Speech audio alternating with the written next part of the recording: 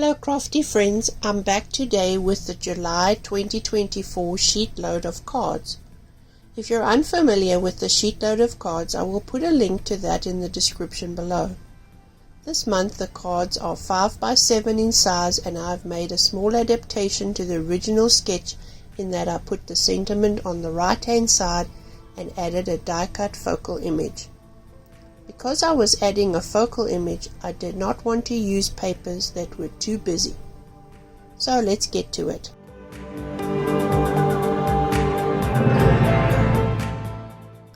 I cut all the papers as per the sketch off camera, and here you can see the pieces and the die cuts.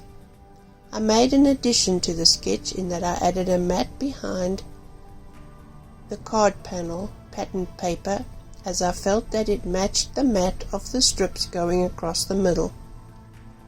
The sentiment is a scripture that printed out on my printer and then cut out with the 3-inch Hero Arts Infinity circle die.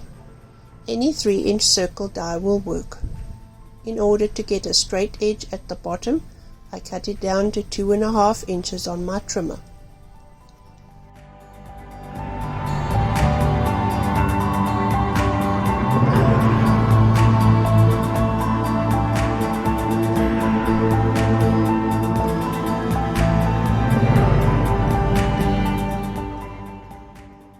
The next step was to add tape to the back of all the pieces.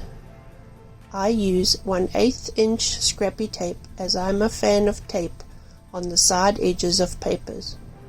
Maybe I'm a bit nitpicky, but I don't like paper edges standing up on my card. I find that the 1/8 inch tape is the most versatile, and I buy it from Scrapbook Pal when they have the semi-annual adhesive sale. The link to the tape is in the description below. You can see that I am just adding tape to all the pieces and strips.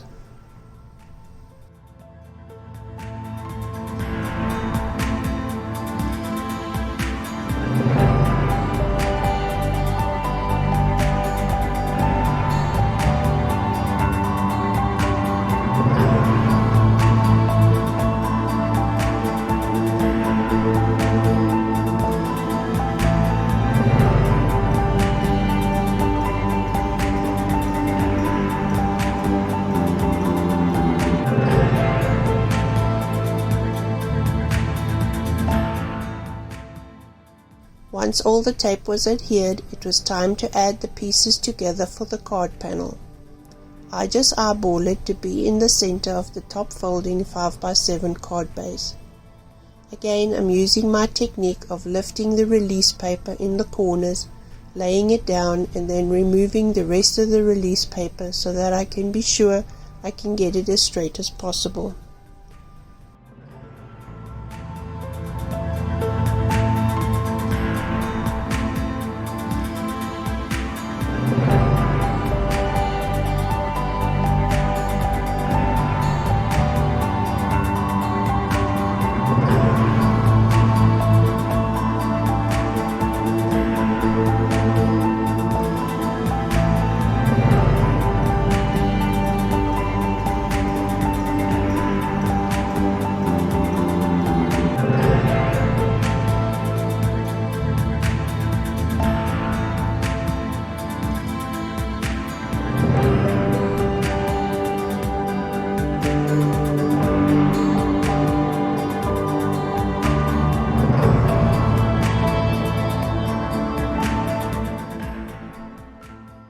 For the strips going across the card, I used my acrylic corners that I purchased from a seller on Etsy to line up the ends so that they would be straight.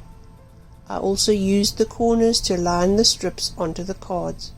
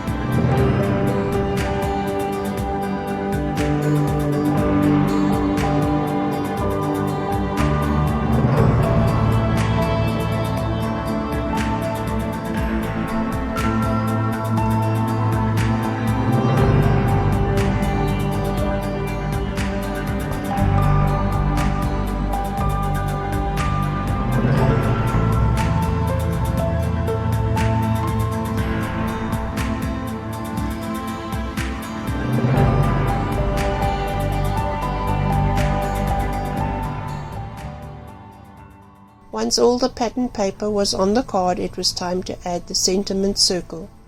As I said before, I added it to the right side of the card instead of the left as shown in the sketch.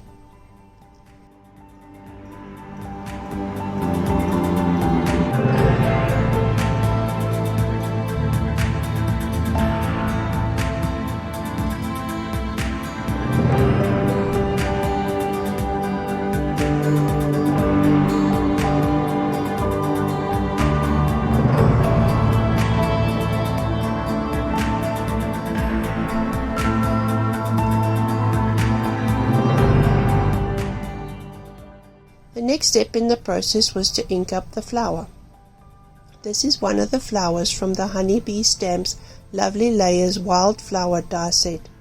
I thought it was perfect for this card as it is bold enough to make a statement but dainty enough to not take over.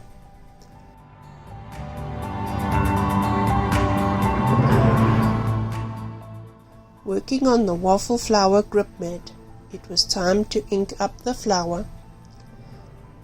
The grip mat is a great addition to my stash as it holds both the paper die cut and the ink pad while doing ink blending. Also it cleans off very well with water and a paper towel. I used scattered straw and mustard seed oxide inks as my two yellow colors and blended them on with a small ink blending brush.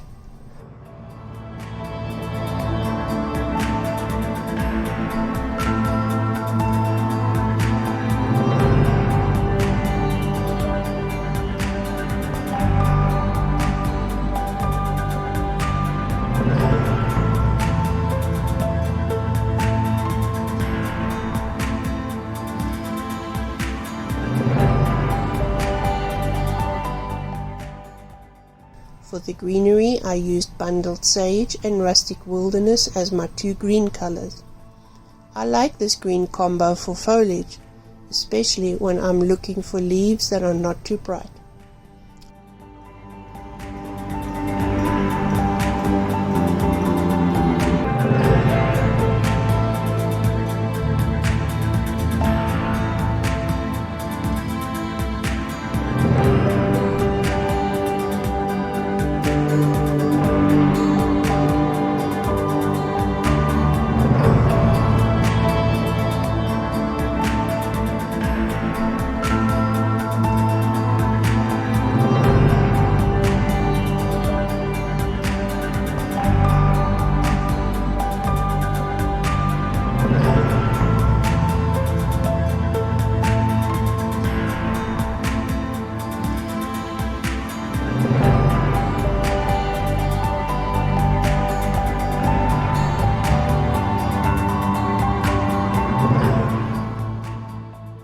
Colored the very center of the flower with ground espresso oxide ink.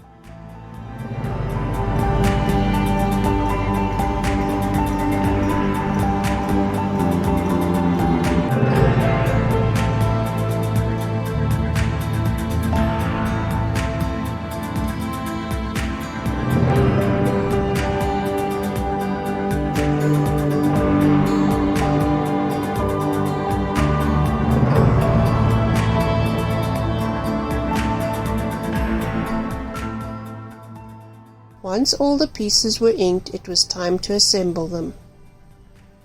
I did so with my Belly Art glue as it holds tight. Also, the fine tip nozzle is easy to use on such little die cuts.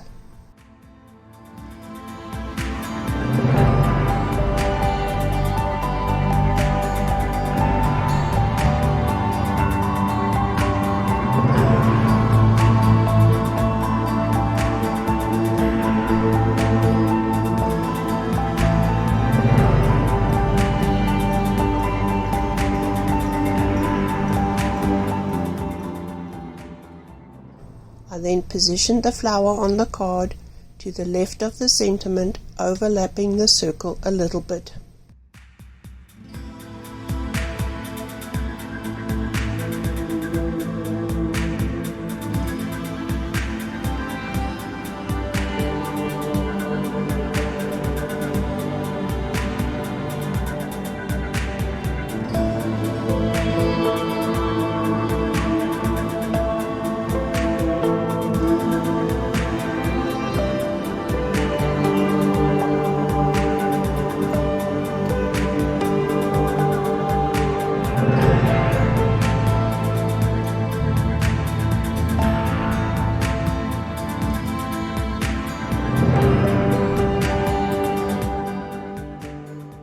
This month the SheetLoad makes 8 5x7 cards, and here you can see the remainder of the cards that were made off screen.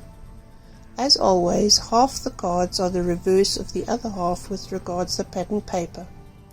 I gave these cards to a friend who enjoys mailing out encouragement to people she knows that are going through a hard time. Thank you for visiting with me again. All the supplies I used are in the description below, and there's a visual supply list on my blog, link to which is also below.